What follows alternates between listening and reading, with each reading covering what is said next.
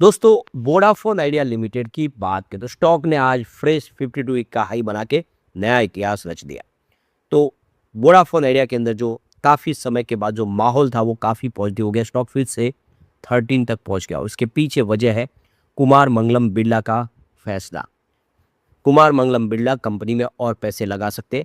अब देख सकते हो कि उन्होंने अपनी पोजीशन भी वापस हासिल कर दी है और नए जोश के साथ वो कंपनी को आगे बढ़ाने को तैयार हो चुका है। उसके पीछे सबसे बड़ी वजह गवर्नमेंट का फैसला। गवर्नमेंट ने जो सपोर्ट दिया उसकी वजह से कंपनी के प्रमोटरों को भी हौसला जगा है। अब ऐसे में दूसरी बैंक भी तैयार हो चुकी है। कंपनी का रिजल्ट भी आने वाला है। अब उम्मीद क्या कर सकते हैं रिजल्ट से? तो यहाँ पे बहुत सारे ट्रिगर होंगे जो इंतजार कर रहे हैं वोडाफोन आइडिया को आगे बढ़ाने के लिए। इन सारी बातों को समझेंगे इस वीडियो के माध्यम से। मार्केट एक्सपर्ट का क्या कहना वो भी जानेंगे। लेकिन फ्रेंड्स, उससे पहले अगर आप पहली बार हमारे चैनल पे आए तो चैनल को सब्सक्राइब कर दीजिए, एक बेल आइकॉन दबा दीजिए ताकि जब भी नया वीडियो बने पहला नोटिफिकेशन आपको मिले। वीडियो पसंद आए तो लाइक से जरूर कीजिए। चलो फ्रेंड्स, वीडियो स्टार्ट करते हैं। मैं हूँ आपका दोस्त एस बी दवे और हमारे अपने चैनल ऑनलाइन कमाई में आपका बहुत बहुत स्वागत। सबसे पहले वोडाफोन आइडिया लिमिटेड के कारोबार की बात करें तो 12.94 पर क्लोजिंग थी, जहाँ पे 0.86% की तेजी देखने को मिली। तो कल 12.83 पर क्लोजिंग देखने को मिली। गिरते बाजार में भी वोडाफोन आइडिया ने बेहतर किया था। गुड न्यूज़ के दम पे स्टॉक ने कमाल किया और आज 12.92 पर पॉजिटिव शुरुआत हुई। वैसे इंट्राडे में देखें तो 12.63 का लो भी बना। इसका मतलब यह है कि आज प्रॉफिट बुकिंग आई थी, लेकिन जो हाई बना वो है 13.09 का और ये फ्रेश 52 वीक का हाई बना है। 13 रुपये 9 पैसे का नया हाई बन गया है। स्टॉक देखे पिछली बार 12 रुपये 80 पैसे तक गया था, इस बार 13 रुपये पार कर गया है। तो बिल्कुल आप समझ सकते हो कि पॉजिटिव माहौल बना है। और आपको ये भी पता होगा कि पिछले 2-3 सालों में जो तेज़ी का दौर चला उसमें ये 19 तक गया हुआ स्टॉक था और अब ये फिर से 13 तक पहुंचा है। OFS लाया गया था कंपनी की तरफ से, FPO लाया था 11 रुपीज़ में। FPO प्राइस में जिससे बड़े निवेशकों ने फायदा निवेश किया था उनको भी इस समय फ़ायदा हो रहा है। वैसे 6.12 इसका 52 वीक का लो और वहाँ से स्टॉक ने ऑलरेडी बेहतर कर दिया है। अब 1 डे के हिसाब से तो लगभग आपको 8% की तेज़ी देखने को मिलेगी स्टॉक में, जबकि 1 वीक का रिटर्न 13.54% पॉजिटिव है। पिछले एक महीने में स्टॉक के अंदर 38.70% की बम्पर तेजी बन चुकी है। यानी वोडाफोन आइडिया ने शॉर्ट टर्म में लोगों को काफ़ी ज़बरदस्त फायदा पहुंचा है। 3 मंथ के रिटर्न की बात करो 13.54% पॉजिटिव है स्टॉक के अंदर। अगर हम बात करें इसके 1 ईयर के रिटर्न की तो वो 84.87% पॉजिटिव देखने को मिलेगा आपको। जबकि 3 ईयर के रिटर्न की बात हो ये भी लगभग उतना ही है, 83.29% का इसने पॉजिटिव रिटर्न दिया है। जबकि अगर हम बात करें 5 ईयर की तो इसने 45.80% का पॉजिटिव रेटिंग है। एक समय ऐसा था जब यहाँ पे लगातार लोगों को नुकसान हो रहा था, लेकिन अब आप देखें चाहे 1 महीने के हिसाब से देखें, 1 साल के हिसाब से या 5 साल के हिसाब से, कहीं कोई आंकड़ा इस समय रेड में नहीं है। इसका मतलब ये कि इस स्टॉक में लोगों को फ़ायदा हुआ है। यहाँ पे वोडाफोन आइडिया ने अपने Q4 के रिजल्ट को लेकर कॉन्फ्रेंस कॉल का ऐलान किया है। तो ये देख सकते हो कि 18 मई को देखो मंडे के दिन 2:30 बजे कंपनी अपनी कॉन्फ्रेंस कॉल करने जा रही है अपने Q4 के रिजल्ट को लेकर। कंपनी का मैनेजमेंट रिजल्ट को लेकर अपनी कमेंट्री करेगा और देख सकते हो कि जो भी निवेशकों के जवाब है सवाल है उसके जवाब दिए जाएंगे। तो ये देखिए कि कॉन्फ्रेंस कॉल 2:30 बजे 18 मई को शुरू होगी और ये 3:15 पे फिनिश होगी। तो टाइम आ चुका है और इसमें देखें तो अलग अलग जो देशों के लिए भी यहाँ पे कॉन्टैक्ट नंबर दिए गए हैं और कंपनी की तरफ से आप देख सकते हो कि जो मैनेजमेंट है वो यहाँ पे अपनी तरफ से कंपनी के रिजल्ट को डिस्कस करेंगे।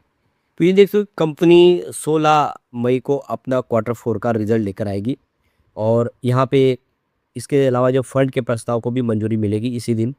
तो नतीजों पे खास नज़र रहेगी। कंपनी आप देखिए टेलीकॉम कंपनी अपनी ऑपरेशन को लगातार बेहतर बनाने पे फोकस करे, अपनी नेटवर्क क्षमता बढ़ाने की कोशिश करे, बैलेंस शीट को सुधारने की कोशिश करे। बहुत सारी प्रॉब्लम है जिसका निपटारा करने की कोशिश कंपनी कर रही है। तो कंपनी ने अपनी रेगुलेटरी फाइलिंग में बताया कि 16 मई को जो कंपनी की बोर्ड मीटिंग हुई उसमें फंड रेज करने पर भी विचार हुआ, जिसमें इक्विटी के माध्यम से वारंट जारी करके फंड जुटाने पर कंपनी विचार करेगी। कंपनी करीब 35,000 को बीच का फंड रेज करने की कोशिश करी है, जिसमें 25,000 को बीच का टर्म लोन दिया जाएगा और 10,000 को बीच का शॉर्ट टर्म वर्किंग कैपिटल जुटाया जाएगा। तो इस तरह से कंपनी 35,000 करोड़ का फंड रेज करना चाहती है। ये देख सकते हो कि फंड अगले 3 साल के लिए 45,000 करोड़ रुपए के जो कैपेक्स प्लान का ये हिस्सा होगा। कंपनी ने ऑलरेडी पहले कहा था कि 45,000 करोड़ का फंड रेज करेगी। इससे जो नेटवर्क है उसका विस्तार किया जाएगा। 5G पर इसका इस्तेमाल होगा, जहाँ पे 5G सर्विस ने उसको शुरू किया जाएगा और इसके लिए ज़रूरी मंजूरी शेयरधारकों की मंजूरी ली जाएगी। तो कंपनी काफ़ी बड़े प्लान के साथ आगे बढ़ने को बिल्कुल तैयार है। तो यहाँ पे जो खबर निकल के आ रही है कि वोडाफोन आइडिया कंपनी के अंदर प्रमोटर नई रकम डालेंगे। मनी कंट्रोल की तरफ से जो एक्सक्लूसिव खबर निकल के आ रही है, उसमें कहा है कुमार मंगलम बिरला कंपनी में नई पूंजी डाल सकते हैं, इन्वेस्टमेंट लगा सकते हैं। वो अब कंपनी के नॉन एग्जीक्यूटिव चेयरमैन बन चुके हैं और नया इन्वेस्टमेंट करने को तैयार हो गए हैं।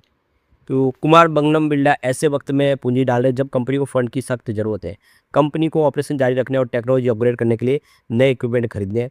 इसके लिए उसे बड़ा फंड चाहिए। पहले से ही एसबीआई की अगुवाई वाले बैंकों के एक कंसोर्टियम से बातचीत चल रही है।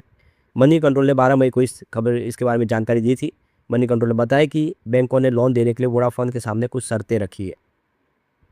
तो ये देखिए, जो सरकार की तरफ से एजीआर में जो राहत दी गई है, उसके बाद में कंपनी की तरफ से जो देखे नॉन एग्जीक्यूटिव जो चेयरमैन है कुमार मंगलम बिरला, उनका भी आत्मविश्वास लौटा है। सरकार का पूरा सपोर्ट मिल रहा है। तो एजीआर मामले में राहत मिलने के बाद जो बैंक है वो भी वोडाफोन आइडिया में लोन देने के लिए दिलचस्पी दिखा रहे हैं। पिछले सप्ताह ही वोडाफोन आइडिया ने बिरला को रविंद्र टक्कर की जगह नॉन एग्जीक्यूटिव चेयरमैन के तौर पे अपॉइंट कर लिया है। और अब जैसे कि यहाँ पे बैंक तैयार हो चुकी है, तो ये देख सकते हो कि बैंकों की तरफ से कहा गया है तो प्रमोटर गारंटी ले लोन की, या फिर प्रमोटर की तरफ से और अगर पैसा लगाया जाता है तो फिर बैंक भी यहाँ पे निवेश करेगा। और इसी के तहत अब कुमार मंगलम बिरला जो नया इन्वेस्टमेंट करने को तैयार हो चुके हैं। तो वोडाफोन आइडिया अपने नेटवर्क को और ज़्यादा तेज़ी से बढ़ाने के लिए नए उपकरण खरीदना चाहती है। मौजूदा समय में जब टेलीकॉम कंपनियां टेक्नोलॉजी में सुधार कर रही है, वोडाफोन आइडिया को भी इस कदम में आगे बढ़ना होगा। और टेक्नोलॉजी चेंज किए बिना कंपनी कंपटीशन में पीछे रह जाएगी। तो नई टेक्नोलॉजी को अपनाना होगा, इसके लिए खर्च होगा। हालिया निवेश में वोडाफोन आइडिया के भविष्य में नई संभावना खुलेगी। विशेषज्ञों का मानना है कि यदि कंपनी को ज़रूरी जो सहायता मिल जाती है, जो फंड मिल जाता है, तो ये अपने सेवाओं को और शानदार कर पाएगी। अपनी जो वित्तीय संकट की स्थिति उससे बाहर निकल पाएगी। और ये निवेश बिरला समूह के कंपनी को और विश्वास दिखाएगा। यानी एक तरह से प्रमोटर उत्साहित है, सरकार का सपोर्ट मिल रहा है और बैंक भी लोन देने को तैयार है। यानी स्थिति इस समय बहुत अच्छी हो गई है वोडाफोन आइडिया के लिए। और इसी वजह से यहाँ पे आने वाले समय निवेशक है जो इसकी तरफ फिर से आते हुए दिखाई देंगे। तो वोडाफोन आइडिया के निवेश को लेकर निवेशकों की उम्मीदें भी आसमान छूने लगी है। संभावित फंडिंग से कंपनी के शेयरों में मौजूदा बढ़ोतरी की उम्मीद दिख रही है। इससे न केवल मौजूदा निवेशकों को लाभ होगा, बल्कि नए निवेशकों को भी आकर्षित करने में मददगार साबित होगा ये स्टॉक। बाजार के विशेषज्ञ इस बात पर ध्यान दे रहे कि कैसे वोडाफोन आइडिया के शेयरों में तेजी दर्ज हो रही है।